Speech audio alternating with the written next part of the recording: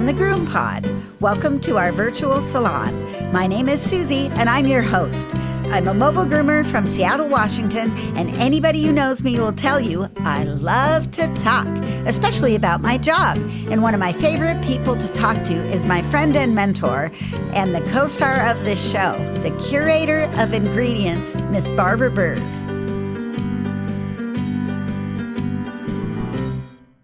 Hey, Susie. Happy day. Happy day is here. I'm so happy to have a whole lot of stuff to talk to you about today. You know what's really cool? We have our own theme song. How many podcasts have their own theme song? We are outstanding, for sure. Yes, here I'm patting myself and you on the back right now. Welcome to episode 448 of the GroomPod, recorded on May 25th, 2025 in Snohomish, Washington and Greenville, South Carolina. This podcast is brought to you by our kind sponsors, Best Shot, Show Season, Precision Sharp, Groomore, and Stasco. And if you guys would like to support your podcasters, that's us, you can do so at our website, thegroompod.com, and click on the donation button, which is getting used, Barbara. Your experiments are being funded. It's exciting. Oh, I'm so happy. Yes, you can join us on Patreon. This week on the GroomPod, we're going to talk about 6 of the biggest time wasters. And Barbara has like a whole slew of stuff. Biothane, Botaniqa Groom line, and what's new this week is brought to you by Groomore Software. If you haven't found Groomore, you're missing out. Groomore is an all-in-one software solution for your grooming business. Whether you are a solo mobile groomer or manage several shops, Groomore has everything you need. 24-hour online booking and forms, routing, credit card processing, reminders, Google Calendar and QuickBooks integration, and so much more. And the best customer service anywhere. Shop mobile or house call, Groomore has you covered. And they're giving us a free month. Just enter GroomPod22 in the coupon code. I want to personally thank Angie Bloom and Maddie Poland for funding Barbara's experiments. They both sent us donations. So please, you guys, help Barbara pay for fun things to do. She's on a fixed income now, and that's my plug there. Thank you. Yes. Here's a really good way to take care of her. You can join us for the webinar on July 6th with Barbara Bird and Chris Pearson, and it's called Think About It, a meeting of the minds. It's going to be a virtual day, a webinar on the internet, and we're going to learn all kinds of neat, fun things that will change the way you groom. Barbara's going to teach us about trends and issues in the grooming industry, like understanding shampoos, frothing, close, open, close, micro and nano ingredients, all kinds of really fun stuff. And then Chris is going to put that science into action by telling us what products to reach for and why, different techniques by coat type, working smarter, not harder, and giving us some salon therapeutics we can do ourselves. So that's July 6th at 7 a.m. Pacific time and 10 a.m. Eastern time. And if you guys are in the middle, you can do that math for yourselves. And it's $150 for the entire day. I'll be there to run the behind-the-scenes chat work. And if you'd like to sign up, if you go to thegroompod.com and click on the menu, you will see new webinars, and then click on the picture that says Think About It, and it will take you to the registration page. Anything I missed? No, you covered it very well. Getting good at that. Somebody should hire me, for heaven's sakes. Anyway. Oh, you are good. I want to ask you grooming question. Grooming question about the standard poodle that I do. And I'll start out by saying I do this dog because the lady is a vet friend of mine, and I like her, and we've known each other for well over 20 years, and she's just a nice person. And she waited a long time to replace her standard poodle that she had when we first met. And since I'm not a very good scissorer or sculptor, and because it takes me a long time to do the dogs, I don't do a lot of poodles. Instead, I focus on dogs I can do in a timely manner, and there's plenty of those out there. But because she's my friend and because it's good for me to improve my skills, I do her poodle. Part of the parameters with scheduling her is that she does no maintenance on the dog. And I mean zero maintenance. When they came out to the trailer yesterday, her husband said, could you do like they do in Westminster? I said, can you comb every day? And they laughed. They said, we can't comb every day. And I said, well, I can't do that haircut then because that takes a lot of home maintenance. But I love them. They're great people. They want a short jacket, but they want the legs a little bit longer, which is, of course, next to ears being even, the most difficult thing for me to do in the whole wide world. I'm having a difficult time figuring out where to blend off for the front legs so that it looks good in the shoulder area and underneath. I'm getting kind of not flowing looks there, and I know it's something I'm doing wrong. And then also in the sculpting of the back legs, I'm not sure. I mean, I know the concept is more schnauzer-like than it was when I started grooming, but when you're only going with that little of hair, I just need some guidance as where I blend off back there as well. I know we don't have a dog and it's hard to visualize, but would you explain it a little bit to me? Let's talk about the shoulder. In the beginning, when I started grooming, we left puffy shoulders on the poodle. Well, we don't do that anymore, but we don't want to go down so far that you get that baseball bat effect that we get on some terriers. So you want to go down to about 2 fingers above the elbow off the shoulder, and then blend that in like with a snap-on comb. Snap-on combs, we think of it as doing patterns and doing length, but they also allow us to do blending really easily. So that peach comb, for example, that really helps to blend. And don't be afraid of it, but you don't want to do a terrier look that looks like a sleeveless t-shirt. That look is very terrierish, and that's not the glamorous look you want for the poodle. So you want to skim more. Above the elbow? Not like a terrier where you're going down to expose that. See, I think that's what I'm doing. Yeah, I think you want to stop well above the elbow and then skim and blend down. It's not even a distinct, here is where it ends. You're right that you're not sure because you can't, in good grooming, you don't see that line so clearly as you would on a terrier groom or on some other grooms. Now, the back, we used to leave big, puffy chaps, kind of fat lamb chop. Yeah, they looked like they were attached on the side of the dog. Well, and a lot of it is there were complicated patterns that were not achieved well in many dogs, and so you got to see a lot of not real good patterning. Oh yeah, it's you can laugh about it. So on the back, you want to do kind of a schnauzerish rear. So especially coming off the rump and down the backside of that back leg. You can do that pretty close. I don't know whether I would do the 7 blade or maybe move it to a 5 blade so that you have some room to give there. You don't want a line defining your furnishings. You want it to blend into a smooth surface straight down. It should be just like really straight. You don't want it to cup in and out. You want it so that your whole backside forms a hoop.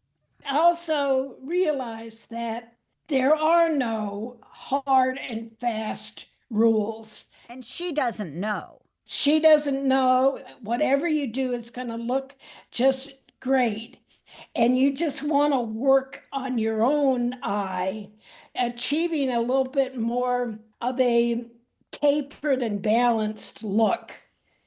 Okay, here's the tail, which is like really long. She's got a really long tail. When I come off the level top line, Do I then continue straight level to the tail and not follow the rump down and then sculpt from there? Do I leave something there? Because I also think I took that No, off. No, okay. So just go with the natural curve? you want to take that up. If anything, you want to be a little closer, right up by the tail, because when they raise their tail, it tends to bunch up there. So I kind of scissor that pretty close. I also, to make it look poodly, I scissor straight from the hip pin to underneath the tail, because you want to get that nice Okay. angle alongside the tail. Because I didn't have that. I had a curve there. Yeah, you don't want that. And part of that is like maybe you're not taking enough off the base of the poodle tail, because you want to take it all the way to the base, and then a triangle set into the back of the dog. Yep, I'm doing that. And that triangle, the sides of that triangle, is what becomes your angulation. Got it. Okay. Going down the back leg. When I've set that little really nice, beautiful curve in the back leg, do I then come straight off the hock there, straight down perpendicular to the ground? Do I leave fill in the back of that hock? Because I think I probably maybe angled that in a little bit too much. It didn't look right. Yeah, it should come straight down Okay. and meet where you're circling around the bottom of the foot. Yeah, it should be straight down. Two more. If I'm using a 7 on the jacket, what would be your choice on the legs? I like the yellow cone. That's what I used. Okay. Woo, woo! I get a ding for that. I'm so proud. And the last thing is in the chest area. So I definitely terriered the front. I recognize that now. Do I leave some fill in the chest? Because she doesn't have a lot of chest naturally. Yes, Okay. because you don't put a flat terrier chest, fore chest on the poodle. It does round into the undercarriage. I mean, you don't want to leave a lot of fill. You don't want it to bulge, but there's definitely a roundness to the fore chest in the poodle. Okay. At least I could figure out the spots that I think I made it look too terrier. And maybe I can correct some of that this next time. And then we'll have another discussion. But that's my what's new. Barbara, what's new with you? Well, my what's new is I bathed my dogs this week. All right. And I got curious after we did the take a look at Nature Specialties Plum Silky ingredients and everything. I got curious as to how that would work. And I haven't used the Plum Silky for like 20 years. I mean, I used it a lot in my early grooming, and then I got put off by their sales rep. Oh, he was such a sexist. First of all, I got put off because he would call all of his girls Missy. Well, hi, Missy. How's it going? I finally just front end confronted him. Don't call me that. I have a name. My name is Barbara. All the women were just like Missies to him. And he says, oh, I just call everybody that. And I said, that's the problem. Right there. And then some months or a year later, and this was the days when Nature's Specialties had the traveling salesman, sales rep. Yep. So some months or a year later, I told him that I was writing a book on ingredients for groomers, and he snorted and rolled his eyes at me. Oh, Barbara. You know, he dismissed me like that. Oh, Barbara. He poo pooed you. Plus, they didn't tell us what was in their stuff. and they wouldn't ever tell us what's in their stuff. And it wasn't until they sold the company and the business people took over that we have complete disclosure on the Nature Specialty website. But I got so offended by those kinds of things, like added up. This guy he was nice, but he was so offensive and so obviously sexist that I couldn't even flirt with him. You know what I'm saying? And I'm flirty. I'm a flirty girly. But nah, get out of here. I'm buying something else. I just changed. When I got my first recirculator, and it was a hydrosurge, the products were a little bit too foamy for the hydrosurge. I realized that some products were just too foamy. They choke the recirculating process, the motor chokes. So I changed products, and then the issue of the ingredients just kept me far away from them. So anyway, now they tell everything, even maybe to a fault, except they're not telling preservatives yet. But I used the Plum Silky on Marco the Maltese, and he came out beautiful. His coat felt so good. And he was dirty and a little tangled, and it just like brushed right out. The coat was light and fluffy and easy to straighten. And I really enjoyed using the product. So I'm just saying, And smells so good. Yeah, it has a really nice fragrance and it lasted for a while. it's my favorite.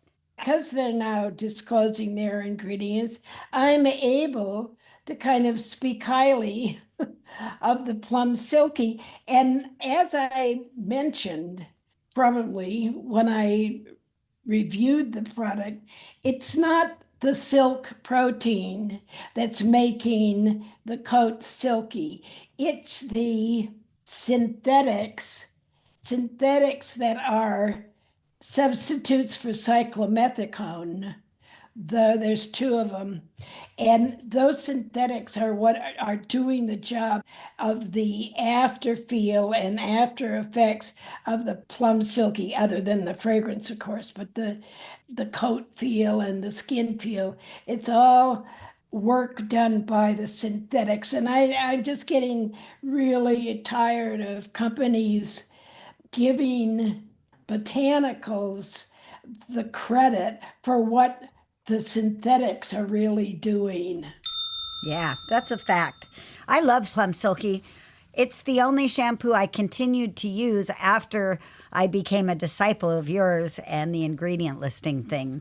I still used it for a long time, but it is really foamy. I've had many a I Love Lucy moment with that shampoo. So now I just use the shampoos that are a little bit less foamy for me, which is mostly Best Shot. And I apply the cologne liberally. Now, the cologne has changed a little bit in the smell, just a little bit with the changeover, and it doesn't last as long as it used to, but it's still delightful plumeria smell, and it makes everybody think of Hawaii, and we do a lot of traveling to Hawaii from this end of the country, so it's a good memory for everyone. And then the next month I follow it up with an island coconut, like the suntan lotion. Those are like my introductions to summer, because, you know, we need that stuff. And then I'll throw in the blueberry and the apple orchard and stuff from show season. And yeah, but speaking of fragrances, I received yesterday my Fruit Loops fragrance and my Jolly Rancher fragrance from Sniff. And I love them. So you could actually smell the cereal flavor, the little bit of grain underneath. That I was like, what is that smell? And then I remembered, oh, yeah, it's the Fruit Loops I sprayed on, but it didn't hang on my clothes very long. And, you know, I don't know if that's indicative of my clothing or if it was, well, we'll see. We'll see. I'll use it on the dog today and I'll have more of a report. What do you expect, Susie? I mean, you want your grooming shampoo to leave your clothes smelling good for 2 or 3 days. Like, fuck off. Get real. Well, the Plum Silky does.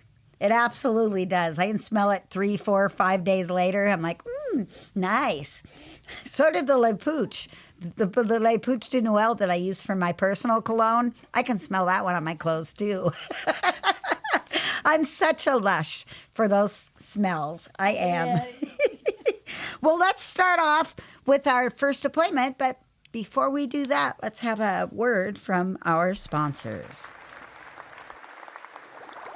Let me tell you about Best Shot's newest addition to the Ultramax Pro line. Ultramax Hair Hold is a flexible hairspray that can be layered on for a stronger hold. Ultramax Hair Hold Spray is great, but my favorite new product is called the Max, and I won't groom without it. It's a fragrance-free ultra-concentrate conditioner and detangler. It reduces drying time and handles undercoat and tangles like magic. Just a few drops in the final rinse or spray it on and dry it in. Contact your favorite Best Shot distributor or learn more online at bestshotpet.com. Grooming success begins with Best Shot in your tub.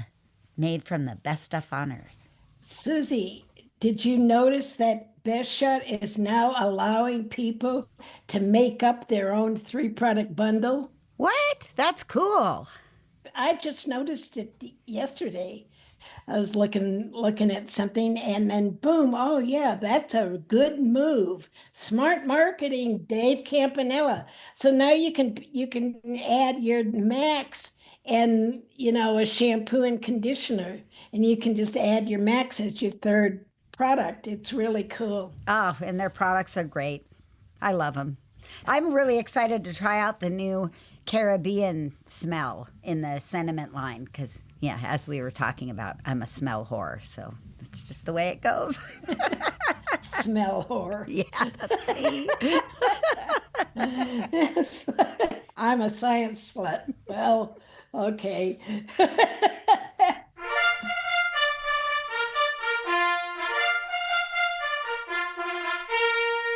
Ready, groomers? Here comes our first appointment. Time is money, and wasting time is like wasting money. They go hand in hand. So I assembled like 6 of the biggest time wasters, and I thought you and I could discuss them because I think we're probably both very familiar with all of these. So let's start with your phone and surfing the internet. Is surfing allowed? Did you allow yourself to surf the internet? At work? Yeah, while you were working. No. Not while I was grooming a dog, but if I'm waiting for the dryer to heat up, or in my case, yesterday, I do a dog for a lady who passed away and her husband is still alive, and so he has the dog, and it's at an assisted living, and I used to park fairly close, and they closed that parking lot, so now I have to park a little bit of ways. He takes forever to get from the assisted living to the trailer. Yesterday it was 25 minutes because he brought his girlfriend. And I love this guy, but that wasted 25 minutes of me just standing there waiting for him to show up. So yes, I was surfing the internet while I was sitting there waiting. But I try not to let it distract me from my actual grooming because, boy, that'll make time fly right out the window. But I think sometimes it's good to look. Like I was desperately searching for dog pictures of grooming a poodle short, but still with some curves. And those are hard to find. So that took me a little bit of while. And that's when I realized that I was wasting time. Just groom the dog. Sometimes when I'm doing a medicated shampoo, when I'm waiting for the 10 minutes of soak time if it's a bad case, then I'll surf a little internet. But for me, it's right there. There's nowhere else. I could leave it in the truck, I guess, leave my phone in the truck if I really wanted it out of sight, out of mind. But there it is, right next to me, just like on the table. You'd be worried about it if you left it behind. What if somebody called? Yeah, exactly. Especially the next appointment. Although I don't generally pick up the phone, but if I see it's somebody who I'm supposed to do later in the day. You want to at least be able to see who the attempted call is. Yeah. And that's number 2 is those phone calls. Phone calls can certainly be a time suck. I didn't even realize how much of a time suck it was until we got Groom More software as a sponsor on the show, and I had the ability to auto send out the reminders.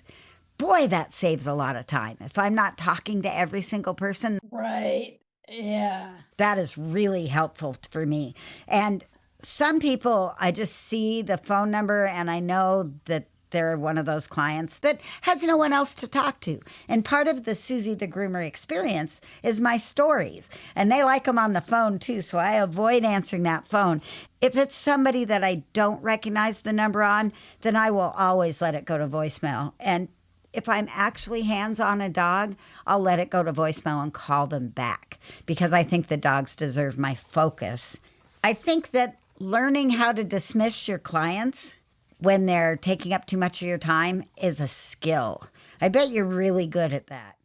Yeah, well, it's hard to do. And you know what helps me is to have in the front, close to the counter, a big clock.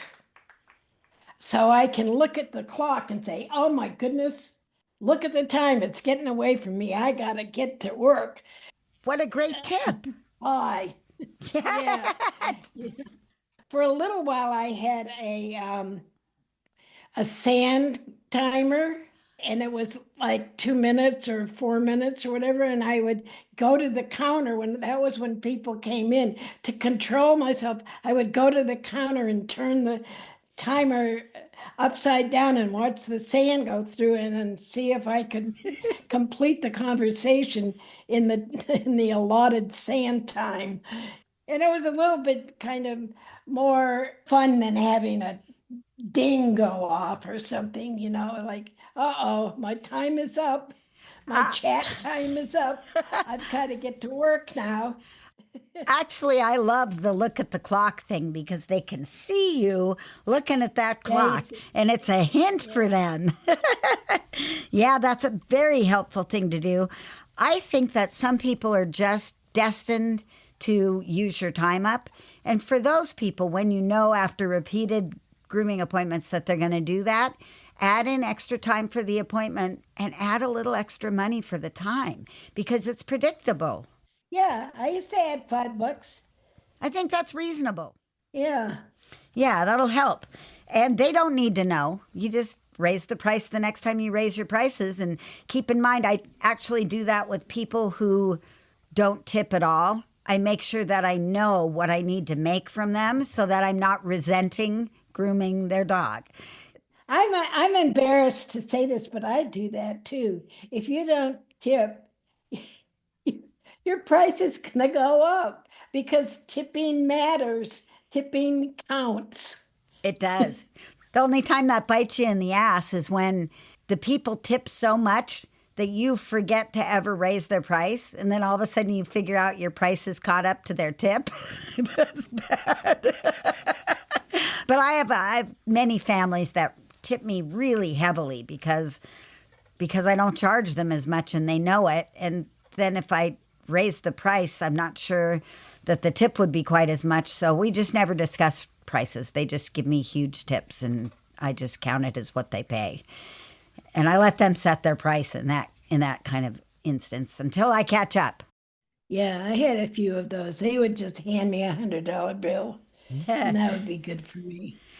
One of the things that drives me absolutely nuts, as you know, because of the person we had on last week, is I hate chasing dogs all over the table. I hate leaning over the table. It's bad for your back. I hate reaching. I hate them moving all the time. I hate constantly fighting to get them in the posable action figure spot that I want them in. So I think that's a big time waste. Do you feel like that? Yeah, and it's not just a waste of time, but it's a stress factor, and it operates on you, and end up kind of resenting the dog.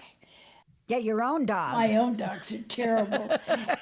It's one thing to waste your time yourself, but when the dog wastes your time, oh man. Oh, that can push your buttons.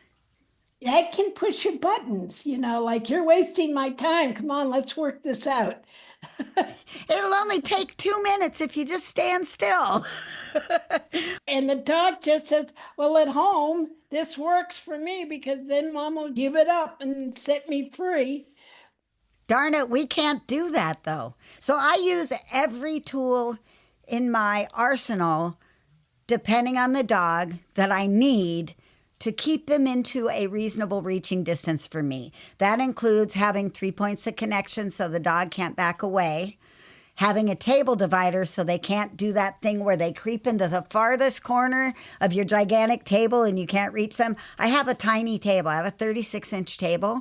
That helps as well. I can still do big dogs on that table. They're not going to move because the minute that foot goes off the edge of the table and they figure out where the perimeters are, they don't really test it. And if I've got them hooked up so that in case they do, I've got a way to support them, I feel pretty comfortable with my little table. Those are the biggest things. And if we were talking last week about how sometimes those belly straps, if the dog is a hanger and really leans in, they can kind of cut into the tummy a little bit. I always have like a variety of choices. I've got a big pool noodle that I can stick down there over the belly strap that'll keep it soft, or I have something I can put underneath the dog in the old-fashioned method to keep them up that way. Have options, but don't waste your time chasing the dog around. Also, don't waste your time finding your equipment. This is one that I know used to drive Barbara crazy because there were people in her stuff all the time. I just got so that I forced myself to get more organized because it would just drive me crazy.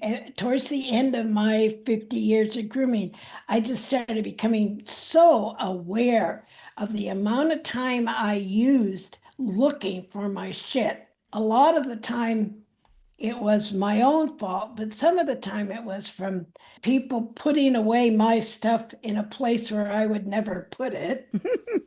And then not recognizing it by its name. Oh, yeah. That would be so frustrating. I do a lot of cooking and baking when I get a chance. Actually, I don't do a lot, but I watch a lot of cooking instructional shows. And one of the things that they always stress is the principle of mise en place, which is French saying everything in its place. And for me, I know this is a spot I have some OCD because I even have the handles of my brushes facing in a direction so I can grab them and I will know exactly which brush I have in my hands. So I always, in between appointments, put everything back into its house, into its normal spot. I got to that point. I worked with an attachment to my grooming pole where I had like 6 scissors and blades and stuff right there. And I just got so that I wanted to have those scissors in a certain way. And I would just go nuts because if I didn't put it away in the proper order, it was never put away. And the other people just slapped it anywhere. And I just got so I wanted everything very discreetly placed in the same way every day. Except that one drawer. You get to have a junk drawer where you can just throw shit in there. I've got one of those. But everything else is all really super organized for me, and it totally saves time, and it sets you up for success as well. And the last thing I'm going to mention ties in with that, and that is fix, replace, or get rid of your broken stuff. Stop using your broken stuff. Fix it, get rid of it, replace it. Don't waste time on that stupid Dremel that you have to bang on your hand to get it to work, or the blade that just doesn't seem to cut right. Get rid of that stuff. Replace that stuff. Because messing around with a dryer that's cord is bad, or clippers that don't have a good drive, maintain your stuff so that you can work efficiently. And that's all I've got to say about that. Let's move on. Amen. All right. Show Season has a great enzymatic cleaner called Kennel Fresh. And you dilute it with warm water and it smells good, and then it evaporates to be a deodorant. As the Kennel Fresh dries, it's enzymatic, it eats the bacteria and the odor source. So it's really good stuff. You can use it indoors or out. Find it at your local distributors or showseasongrooming.com.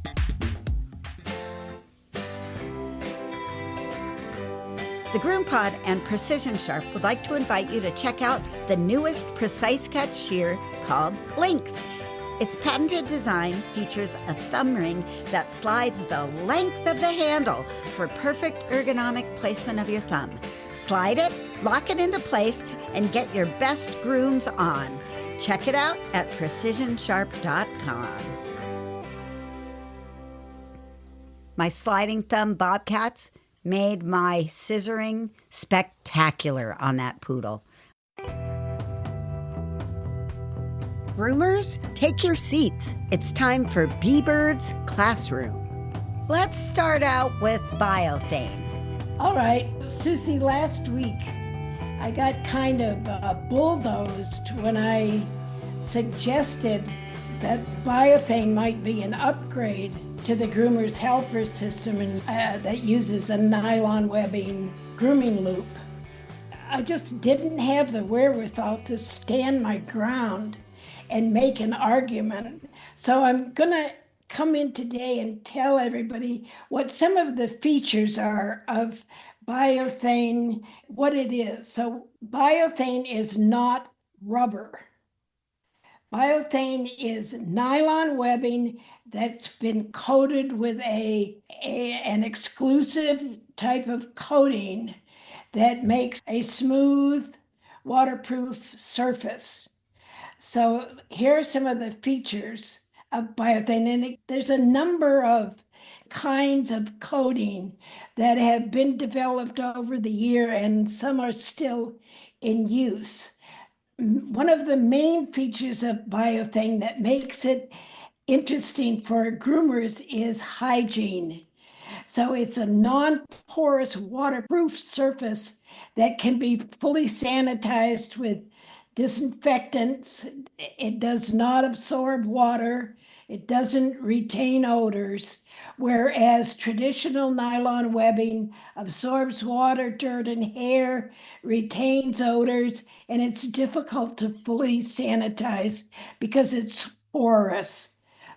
Biothane is non-porous totally. That's a great feature. That's very important because it's almost impossible to fully clean old nylon loops and nylon webbing equipment. Another feature is durability. It's an extremely durable material. It resists abrasion, fraying, and wear over time. Whereas traditional nylon webbing is prone to fraying, UV degradation, and wear with repeated washings. The big problem that I used to have with the Groomer's Helper was that the clip that kept the loop in place would fray the nylon webbing on the grooming loop. And I would go through grooming loops at least every 6 months. So Biothane was a attractive alternative to me. Also, it's chew proof. Dogs can't chew it. It's a tough TPU coating. It resists chewing, cutting, and nicks from clippers or scissors. Because that's another thing. Hallelujah. That's what I take out my loops with. The nylon webbing is easily damaged by sharp tools or dog chewing. Or Susie the Groomers. Water resistance. Biothane is 100% waterproof. It's ideal for tub and wet table environments. It's not going to get slippery on you. It's not going to get bacteria. Traditional nylon webbing becomes bacteria prone when wet because of the porosity of the surface. So dirt and bacteria can kind of settle within the fabric, whereas the Biothane coating resolves that problem. Maintenance. Wipes clean with soap or disinfectant, and Biothane dries instantly, whereas traditional nylon webbing must be washed and scrubbed and dried thoroughly, and stains and odors will often still persist. Plus, If you put it in the tack room for a few months, it can become mildewed. Biothane is never going to become mildewed. It's resistant to that. In terms of comfort and grip, soft coatings like Biothane Beta or Pebble Grip are gentle and secure in your hand, whereas nylon webbing can become slippery when wet and rougher texture over time, so that it ruins the skin on the palm of your hand if you're like fighting with a dog of it. Longevity. Biothane lasts for years with minimal wear, whereas nylon webbing is going to need replacement, especially in high use salons. The cost, this is the downside. Biothane has a higher upfront cost, whereas nylon webbing has a lower initial cost. But biothane doesn't wear out. It's just not going to happen. And the overall value, biothane has high value because it's a longer lifespan and performance that outweighs that initial cost. So it might cost you $25 for a grooming loop with a what do you call it? Fixed ring. Thank you. I forgot that. Lose a little vocabulary when you're 85. Some days are like that. No, being 85 means that you just can't trust what words are going to come back up or not on demand. Your filing system doesn't always respond to your demand. Good to know. Tell me that. What's that word? So, biothane has a longer lifespan and performance so that it outweighs the initial cost, whereas nylon webbing doesn't have that. So those are some of the advantages of biothane as contrasted with traditional nylon webbing. And it is possible to find a biothane grooming loop with a fixed ring on Etsy. And I'll post the link. And she's going to send the link to me so that I can buy it and test it out too. Yeah, we'll both be testing it. So, just to summarize why groomers should upgrade to biothane, biothane is hygienic. It doesn't harbor bacteria, stink, or mildew. It's chew proof and tool resistant. And it looks professional and stays vibrant over time. Comes in a lot of great colors. I was going to say it better come in purple or it's not going to fit in my van. Oh, it comes in purple, and I just bought one with a fixed ring grooming loop in magenta. Nice. That's another favorite of mine. Yeah, it's going to be pretty. It's kind of a cross between pink and purple, right? Cool. Yeah. Two of my favorite colors in one.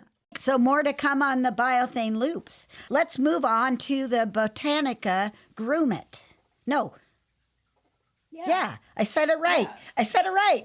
You did. I'm so used to saying it wrong. So while exploring Botaniqa's website for a product one of our Facebook people asked me to take a look at, I discovered that Botaniqa now has especially for groomers, shampoo line, and it's called Groom It. For professional groomers? Dilution rate and all that? It's for professional groomers. It's like $50 a gallon.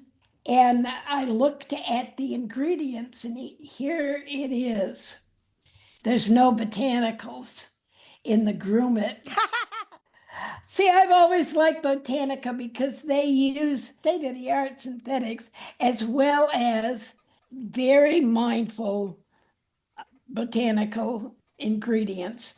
They don't just give you 15 botanicals in a botanical soup. This is Botaniqa's answer to Chris Christensen Smartwash 50, which I don't like. I don't either. That's another thing. But this is the ingredient lineup. sodium lauryl sulfate, the main cleanser, cocamide DEA, and cocamidopropyl betaine, foam boosters and foam stabilizers, guar hydroxypropyl trimonium chloride. It's a cationic conditioning ingredient. PEG 40 hydrogenated castor oil, which is an emulsifier. Trideseth 9 is another emulsifier that's used a lot for fragrances. Perfume, sodium chloride, citric acid, and preservative. So it's very simplified, looks a lot like a clarifying shampoo, and it is marketed as a first step shampoo. Meaning you're going to follow it up with a conditioner? You're going to follow it up with a conditioner. The guar hydroxypropyl trimonium chloride, can't I say that well? Yes. It has great anti-static ability. So it neutralizes the negative charge that the dirty hair has and makes the hair soft and able to comb out, as well as it increases the viscosity of the product. And it produces a protective layer on the hair or fur and seals the cuticles. So it acts as an occlusive, an anti-static, and a cationic conditioner. That's a pretty multifunctional thing. It just has a scary chemical name, guar hydroxypropyl trimonium chloride. You can say that. Guar. Guar hydroxypropyl. Guar hydroxypropyl sodium chloride? No. No, hydroxypropyl trimonium Trimonium chloride. chloride. Oh, I was close. Okay. Yeah, no, that's doable. So that was close. Yeah, you can learn it. Learn to pronounce it. I say just learn to pronounce these big names and you'll become friends. PEG 40 hydrogenated castor oil is another kind of multifunctional ingredient. It's an emulsifier, it's a cleansing surfactant, but it's mostly it affects the surface and allows products to clean real well. And it solubilizes fragrance oils. So these are pretty basic ingredients. I asked myself, why is cocamide DEA still widely used, even though it has been labeled a possible carcinogen to the state of California? Well, that's because state of California goes over the top. California requires that any product using cocamide DEA or any DEA make a statement on their label that their product contains a substance that has been deemed carcinogenic by the state of California. And the long answer about that is that the studies that were done that resulted in this designation were not great science. They were not done with taking the quantity of substance, the amount, or the time of exposure, or any of those kinds of factors in mind. It just killed some of the mice, gave some of the mice cancer, but didn't give the rats cancer. But nonetheless, because it gave one species cancer, they had to put it on the California Proposition 65 list. And now you have to declare your product. It contains a carcinogen if you sell it in California. But guess what? California can't police that. You can't bust every freaking seller of shampoo, Yeah. of pet shampoo. So the chances are pretty good that you can slide by. And we need to remember that Botaniqa is produced in Poland. Did you know that? I didn't know that. It's a Polish product. So if they get caught, kind of got an excuse. Oh, no English. It looks like it comes in some tasty flavors. It comes in some tasty flavors, and they're all the same list of ingredients with just different fragrances.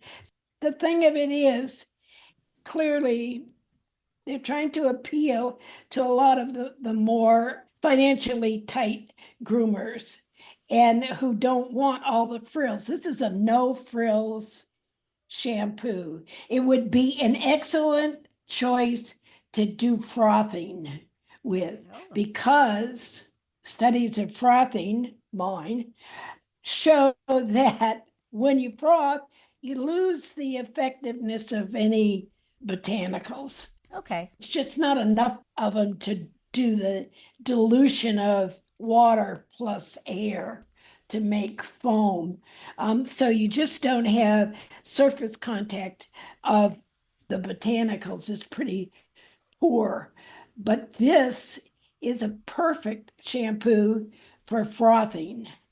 So you could buy this for $50 a gallon, froth the heck out of it, and save money so that you could buy some of the more ooh la la Botanica products, right? Right. I think that's a good idea. I think that's a good idea.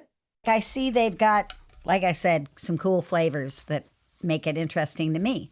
What are you seeing? I didn't really make a note of the flavors, not being you. There's one that's called Tropical Smoothie. Another one's called Spring Edition. The next one is Melon Splash. And then there's one other one. Bubblegum. Bubblegum. Yep. I'd be willing. You would, I know. You like fragrances that mimic junk food of your childhood. Absolute childhood. I eat it now. I'm still living my childhood. You are still living your child. Your inner child never went inside. Yep. Okay, do you want to do the champagne? We've still got another 10 minutes. You want to save it? I'm easy. I would like to save it. All right, we'll save it for next week then. We're going to call it a show, and thank you for being here. Thanks for your donations. If you want to donate, you can do so at the website, thegroompod.com. And remember to join the discussion group, facebook.com/group/thegroompod. And thank our sponsors anytime you see them. Happy grooming, everyone. See you next week on the GroomPod. Bye, everybody. Take care of yourselves because you know how much we love you and we need you.